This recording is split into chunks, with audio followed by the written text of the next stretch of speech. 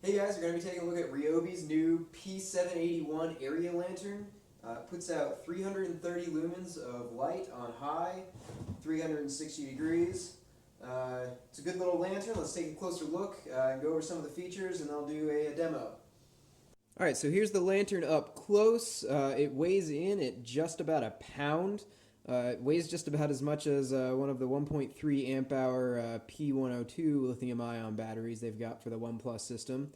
And it works with all 18 volt OnePlus batteries. So whether it's the basic P102 battery they've got right here or one of the fancy P108s that's 4 amp hour, it works with all of those. It works with the nickel cadmium batteries as well, the NiCads, and all the lithium ions. That's one thing Ryobi does great. Their whole 18 volt line works with every 18 volt tool they've got. As far as runtime goes, on high, I ran this with the P102 battery and got between 5 and 6 hours.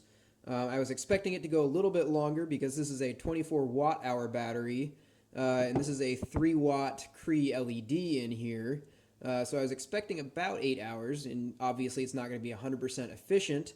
So I was expecting, maybe 7.5, but I got between 5 and 6. That's why I don't know whether it was 5 or 6 because it turned off somewhere in between there. And I wasn't watching it that closely because I thought I was going to make it to 7.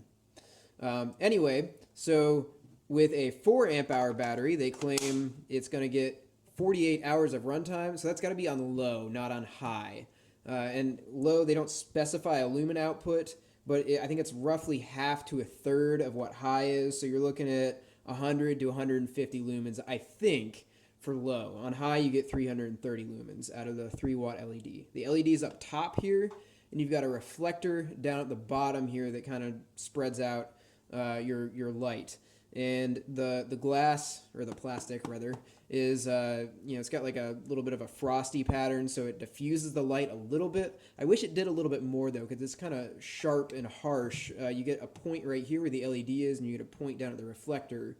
But those are your two main bright spots, and the rest is just the reflector's not the best designed, and this should be a little bit more frosted if they wanted even light coverage. So go ahead and turn it on.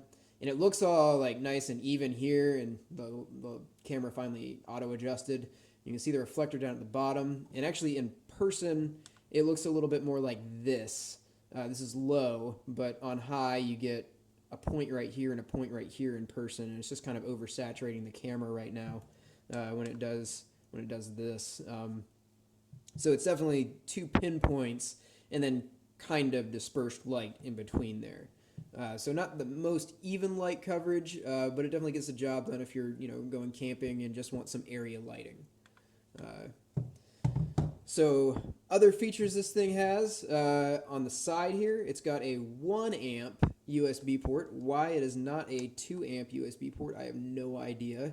It seemed like an obvious choice for all the electronics today. Most of the larger phones are meant to be charged on 2.1 amps. All your tablets, things like that. I did manage to charge a Galaxy S4 off of this 1 amp charger, and I've had trouble with other 1 amp chargers not charging the S4, but this one did it just fine. And it charged my other phone pretty well. It took it from, let's see, 60% to 94% in roughly 45 minutes. And that's with an HTC Desire 526. So it's just kind of a generic Android phone. So it charges decently fast, just not blazing fast like a 2.1 amp would allow you to do.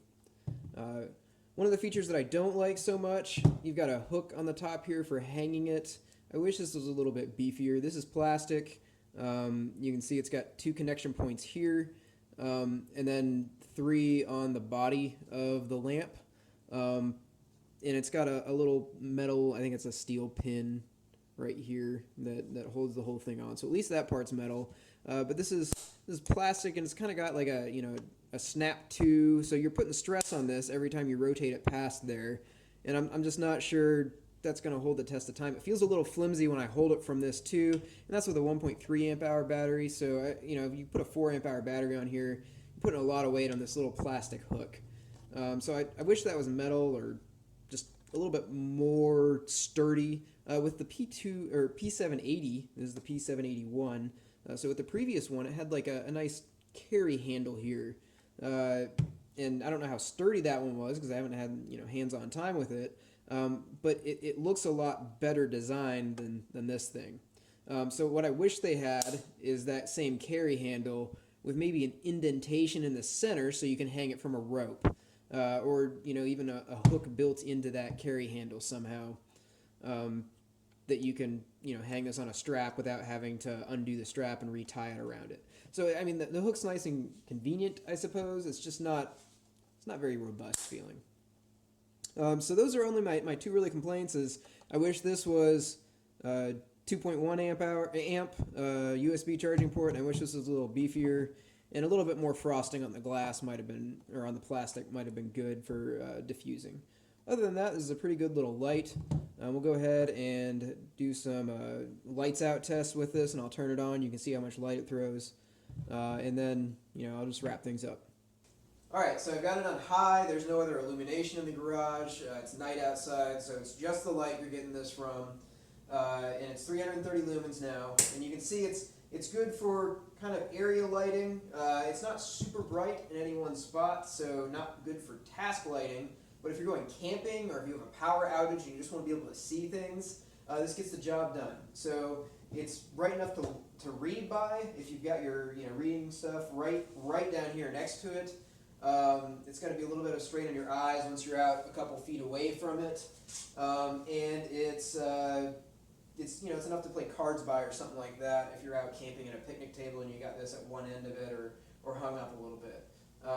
It does do a fairly decent job of illuminating downwards. You can see there's obviously a big shadow underneath it from the battery and the bottom of the light, but it does a decent job of putting somewhat even light output. Obviously you have bright spots from the reflector. It's not a perfect reflector. You can see a kind of a little parabola along here, and obviously on the sides you don't get as much illumination because you've got the uprights supporting it, supporting the top where the LED is.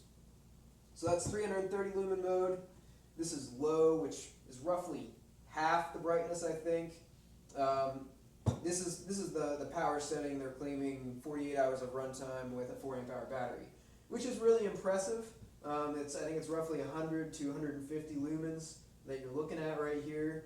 And once again, it's almost not enough to read by if you've got it up like this. If you've got it down here, you can still read by if you're right next to it. All right, I'm going to put the light on high and walk out in my yard, probably about 50 feet. You can see how much light it casts. It's mostly an area light for where you are immediately, so you can see it's not super bright for lighting up an entire area while I'm walking out here.